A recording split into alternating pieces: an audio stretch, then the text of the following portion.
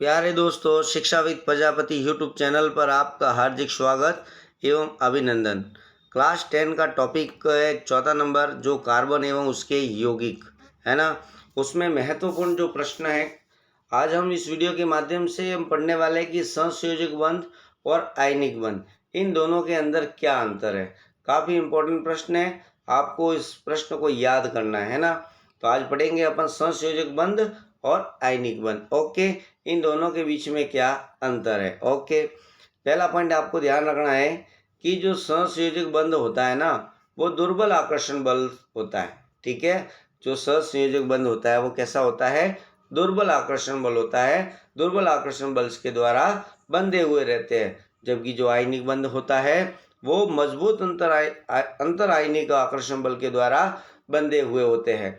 तो समझ में आपको आ गया होगा पहला पॉइंट कैसे याद रखना है कि जो सहसंयोजक बंध है वो दुर्बल आकर्षण बल से बंधे होते हैं, जबकि जो आयनिक बंध है वो मजबूत अंतर आयनिक आकर्षण बल के द्वारा बंधे हुए होते हैं। ठीक है, दूसरा पॉइंट याद करते हैं कि दूसरा पॉइंट आपका सामने है कि सहसंयोजक जो बंध होते हैं वो इलेक्ट्रॉन के साझा करते हैं ना। साझा के द्वारा सहसंयोजक बंध का निर्माण होता है, मतलब यहाँ पर इलेक्ट्रॉन का साझा होता है, जबकि जो आयनिक बंध होते हैं वो इलेक्ट्रॉन का आदान प्रदान करता है। इलेक्ट्रॉन के आदान प्रदान से आयनिक बंधों का निर्माण होता है।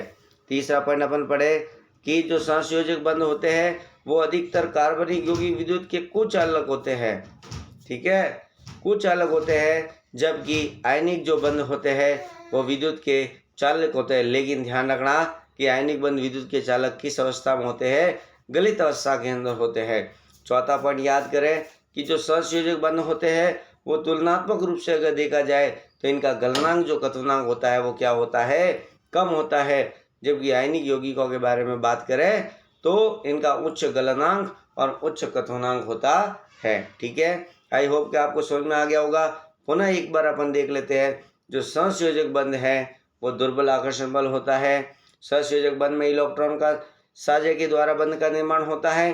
तीसरा पॉइंट पढ़े तो अधिकतर जो कार्बनिक यौगिक है वो विद्युत के कैसे होते हैं, कुचालक होते हैं। और बात करें तो तुलनात्मक रूप से इनका गलनांक और क्वथनांक देखा जाए तो क्या होता है, कम होता है। ये सारी बातें, चार बातें आपको सहसंयोजक बंध के अंदर आपको याद होनी चाहिए। इसी प्रकार से आयनिक बंध की बात करें तो आयनिक बंध के अंदर मजबूत एवं अंतर आकर्षण बल के द्वारा ये बंधे होते हैं, जबकि आयनिक बंध के अंदर जब बनता है, आयनिक बंध बनता है, तब इलेक्ट्रॉन का आदान प्रदान होता है, जबकि सहसंयोजक बंध में इलेक्ट्रॉन का साझा होता है।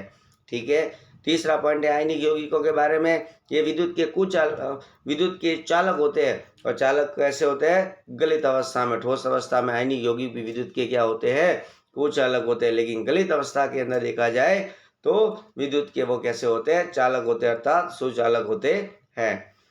आयनिक यौगिक चौथी बात पढ़े तो इनका आयनिक यौगिका का जो गलनांक और क्वथनांक होता है वो क्या होता है, उच्च होता है। आई होप कि आपको अच्छी तरह से समझ में आ गया होगा।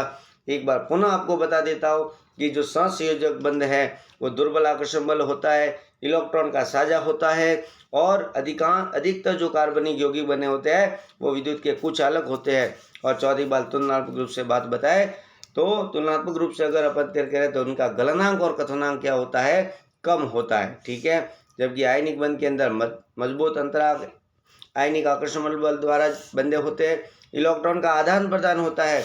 तीसरी बात है विद्युत के ये चालक होते हैं, लेकिन गलित अवस्था में होते हैं। और चौथा पॉइंट ये इनका आयनिक यौगिकों का जो गलनांक होता है, क्वथनांक होता है, वो क्या होता है, उच्च होता है। ठीक है, आई होप समझ में आ गया होगा। बात करते हैं आगे। बहुत ही शानदार प्रश्न है, कार्बन सहसंयोजी बंध तो बनाता है जबकि आयनिक बंध क्यों नहीं बनाता। अच्छा प्रश्न है, इनके बारे में अपन समझेंगे। देखो, कार्बन सहसंयोजी बंध बनाता है। अभी मैंने क्या बताया कि जो सहसंयोजी बंध बनाता है तो वो इलेक्ट्रॉन के साझा कर सकता है, और कार्बन है वो साझा करके, इलेक्ट्रॉन का साझा करके बंध बना सकता है।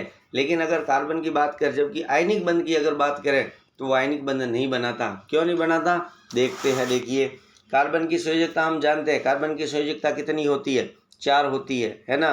परमाणु क्रमांक कितना होता है, 6 होता है। प्रतीक क्या होता है, 6 होता है। अगर प्रोटॉन, न्यूट्रॉन और इलेक्ट्रॉन की बात करें तो प्रोटॉन 6, न्यूट्रॉन 6 और आपके इलेक्ट्रॉन भी 6 होते हैं। द्रव्यमान की बात करें तो 12 होता है। कार्बन जो होता है वो ट्रिपल बॉन्ड बना सकता है। कार्बन चतुस्संयोजक होता है, लेकिन कार्बन कार्बन के बीच सिंगल बॉन्ड बन सकता है, डबल बॉन्ड बन सकता है, ट्रिपल बॉन्ड बन सकता है। मतलब कार्बन की संयोजकता कितनी होती है? 4 होती है। ठीक है। बंध कोण की बात करें तो 109 डिग्री और 28 मिनट का है वो, इसके बीच में बंध कोण होता है। बात करते हैं आगे। ठीक है कि कार्बन है वो सहसंयोजी बंध बनाता है, जबकि आयनिक बंध नहीं बनाता। क्यों?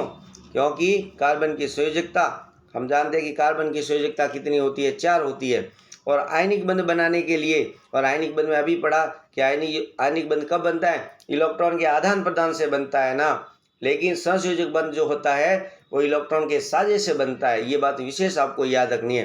तो बात करते हैं, कार्बन की संयोजकता 4 होती है, हम सभी जानते हैं। लेकिन आयनिक बंध के लिए या तो वो अष्टक बनाने के लिए या तो 4 इलेक्ट्रॉन ग्रहण करेगा। 4 इलेक्ट्रॉन अगर ग्रहण करता है तो कार्बन पे क्या आएगा? -C4 माइनस बन जाएगा। और यदि वो 4 इलेक्ट्रॉन का त्याग करवा दिया जाए तो कार्बन पर क्या आएगी? 4 C+4 आ जाएगा, है ना। ये दोनों स्थितियाँ, मतलब कहने का मतलब 4 इलेक्ट्रॉन ग्रहण करके C4 बनाना, C4 नेगेटिव बनाना, और 4 इलेक्ट्रॉन त्याग करवा के C4+ बनाना, ये दोनों स्थितियाँ क्या होती है? कठिन है। अतः इलेक्ट्रॉन के आदान प्रदान की बजाय इलेक्ट्रॉन का साझा करके वो क्या बनाता है? सहसंयोजी बंध बनाता है। इसलिए कार्बन है वो सहसंयोजी बंध तो बनाता है, जबकि आयनिक बंध है वो नहीं बनाता। समझ में आ गया होगा? क्योंकि आप जानते हो कि आयनिक बंध बनता कैसे है? इलेक्ट्रॉन के आदान प्रदान से बनता है, जबकि सहसंयोजी बंध है वो इलेक्ट्रॉन के साझे से बनता है। और यदि आयनिक बंध है, और आयनिक बंध क्यों नहीं बनाता कार्बन? क्योंकि दोनों स्थितियाँ कठिन है। 4 इलेक्ट्रॉन ग्रहण करवाकर, इलेक्ट्रॉन का ग्रहण करें तो C4 नेगेटिव बन जाएगा, और 4 इलेक्ट्रॉनों का त्याग करवा दे तो C+4। ये दोनों स्थितियाँ क्या होती है? कठिन होती है। अतः इलेक्ट्रॉन के आदान प्रदान की बजाय इलेक्ट्रॉन का साझा करके सहसंयोजी बंध बनाता है। आई होप कि आपको समझ में आया होगा। अगर वीडियो आपको अच्छा लग रहा है तो वीडियो को लाइक करना है, शेयर करना है और सब्सक्राइब करना है। Thank you. जय हिंद, जय भारत।